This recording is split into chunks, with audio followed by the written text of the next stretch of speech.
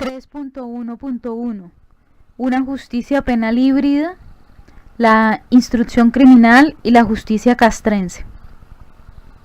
Veamos ahora en concreto cómo y según qué normas funcionaba la justicia en este contexto.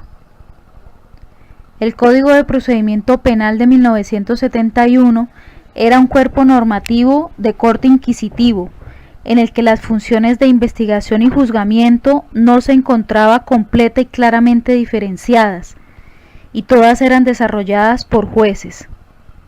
En aquel entonces, de acuerdo con lo establecido en dicho código, las actividades del proceso penal se organizaban de la siguiente manera. Las labores de instrucción o investigación eran realizadas por jueces de instrucción o en algunos casos por comillas fiscales, fin de las comillas, fiscales de la Procuraduría General de la Nación, y las de juzgamiento, las actividades de juzgamiento eran llevadas a cabo por jueces de conocimiento. Solo excepcionalmente estaba en manos del juez de instrucción fallar casos por él instruidos, pues en la mayoría de los casos era un juez superior con funciones de conocimiento quien debía fallar.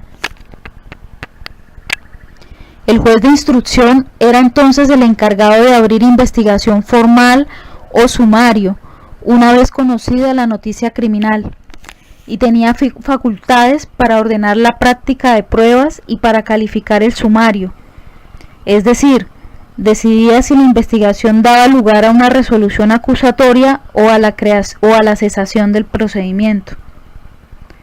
En el ordenamiento jurídico actual su figura es más cercana a la del fiscal, solo que el juez de instrucción criminal tenía muchas más facultades judiciales que las que tiene cualquier fiscal tras la implementación en Colombia de un sistema penal acusatorio. Sin embargo, esos jueces actuaban de manera aislada y descoordinada y no hacían parte de una gran institución como la Fiscalía. Por su parte, el juez que ejercía las funciones de conocimiento también contaba con más potestades que los jueces de conocimiento actuales, pues no se limitaba a valorar lo que allegaran las partes al proceso, sino que también podía ser activo solicitando motu propio la realización de las pruebas que considerara necesarias en el proceso judicial. En suma, mientras el juez de instrucción hacía su trabajo en el contexto de un sistema penal de carácter más inquisitivo, el fiscal y el juez de hoy trabajan a medida que se fortalecen las tendencias acusatorias dentro del sistema judicial penal. Una lectura detallada de algunos expedientes que pasaron por la justicia de instrucción criminal permite hacer al menos 3 observaciones en relación con su eficacia y sus limitaciones. Primero, en un buen número de casos, la investigación parece estar orientada de manera independiente por jueces instructores y fiscales de la Procuraduría. No era extraño que la justicia ordinaria vinculara prontamente a militares cuando era razonable hacerlo en procesos relacionados con graves violaciones a los derechos humanos, aun cuando ello implicara afectar sus condiciones de seguridad o sufrir bloqueos en la investigación.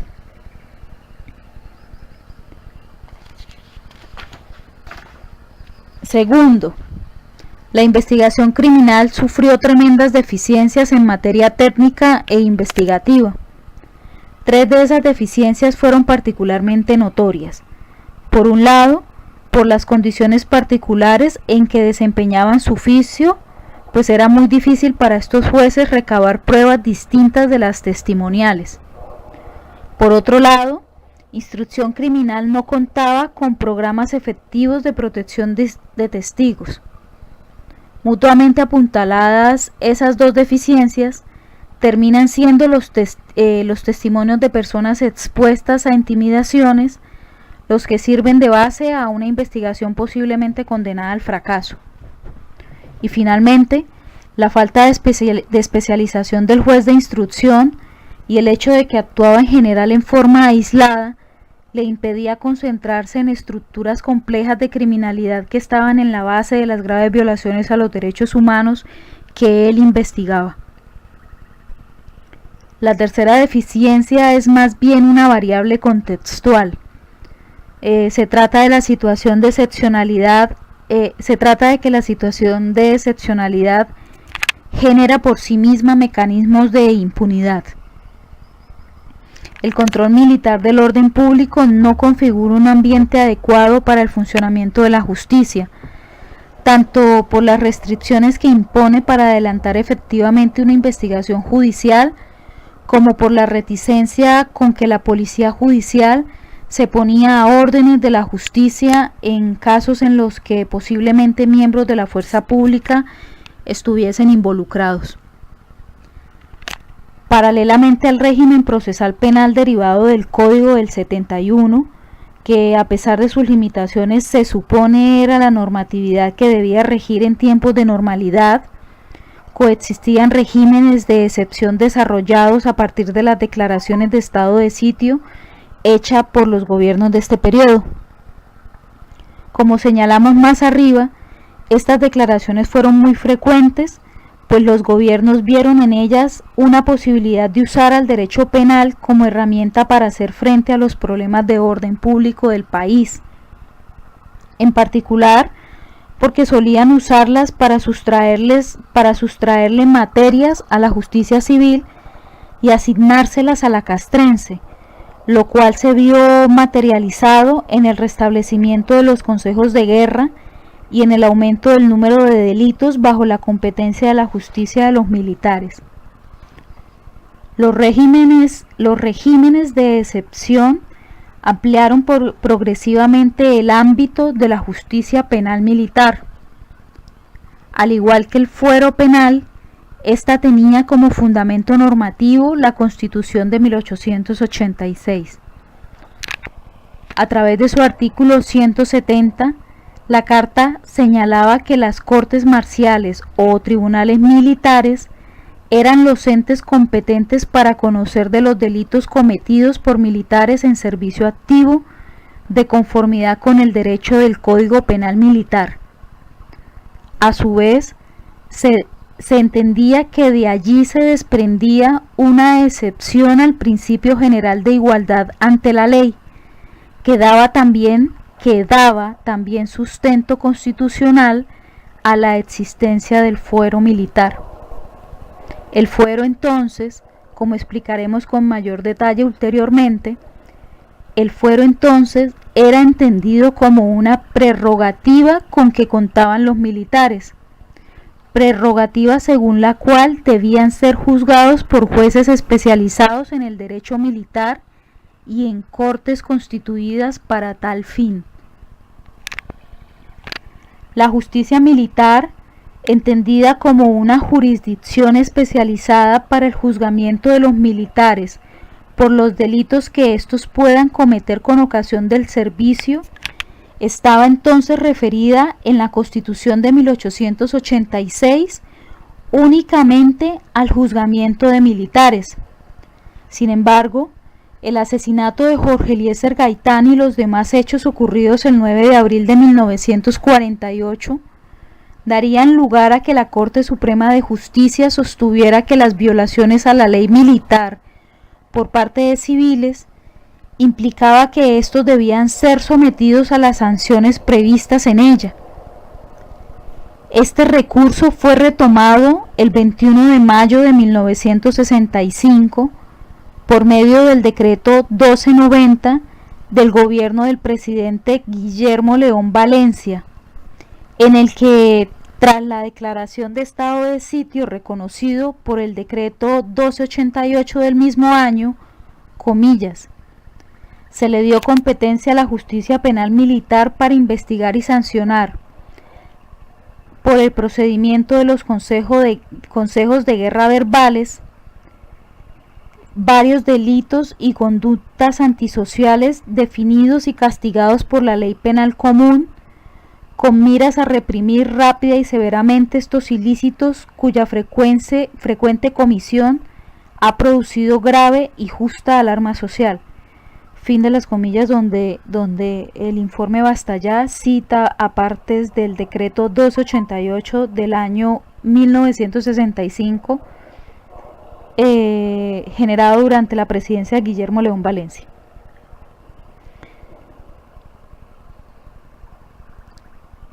Este último estableció medidas para asegurarle a la justicia penal militar suficientes investigadores especializados para poder realizar el encargo que le había asignado el precitado decreto 1290.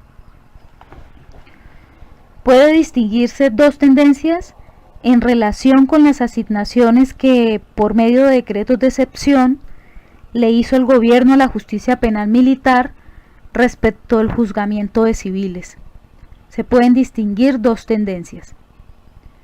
En un primer periodo, como señala el autor Cabarcas, la autora Gina Cabarcas, se atribuyó a los consejos de guerra el juzgamiento de un amplio número de conductas que incluían delitos políticos, delitos de peligro común, el secuestro y la extorsión, el porte de armas, el robo y la invasión de propiedad ajena. En 1984, sin embargo, esa tendencia cambió, pues se redujeron a un número muy limitado los delitos sobre los cuales la justicia penal militar tendría competencia para juzgar a civiles. Independientemente de cuáles fueran los delitos de competencia de los militares, el procedimiento de la justicia castrense para el juzgamiento de civiles constituía por sí mismo una amenaza al debido proceso con defensa efectiva. En la tercera sección veremos los últimos capítulos de esa historia. Esta extensión de la justicia penal militar para muchos delitos, en especial aquellos delitos vinculados a conflictos sociales tales como huelgas y pedreas estudiantiles, resultó muy problemática, pues afectaba gravemente el debido proceso, por cuanto los jueces militares estaban integrados, y pues aún hoy lo estaban integrados a las estructuras jerárquicas del ejército, por lo cual carecen de la imparcialidad e independencia necesarias para administrar justicia. Además, la regulación procesal de los consejos de guerra verbales impedía a los acusados un ejercicio efectivo del derecho de defensa. Esa situación se mantuvo hasta 1987, cuando la Corte Suprema de Justicia, en la sentencia que citamos antes, declaró inconstitucional las actividades de investigación y juzgamiento de civiles por parte de los tribunales militares. Esta declaratoria ha sido entendida como una de las primeras muestras de independencia política de la judicatura frente al Ejecutivo, pues constituyó uno de los ejercicios pioneros de control constitucional riguroso frente a los excesivamente complacientes que se hicieron en el pasado y por los cuales la Corte había permitido la vigencia indefinida del estado de sitio. Posteriormente, la Constitución de 1991 cerraría definitivamente este capítulo por medio de su artículo 213, en el que establecía que, comillas, en ningún caso los civiles podrán ser investigados o juzgados por la justicia penal militar, fin de las comillas, de tal forma que la justicia penal militar quedaría reservada para los propios militares en uso del fuero penal. Después de esto, las facultades que tenían los jueces castrenses se transfirieron a la justicia ordinaria y a las jurisdicciones especializadas. Fin del punto 3.1.1.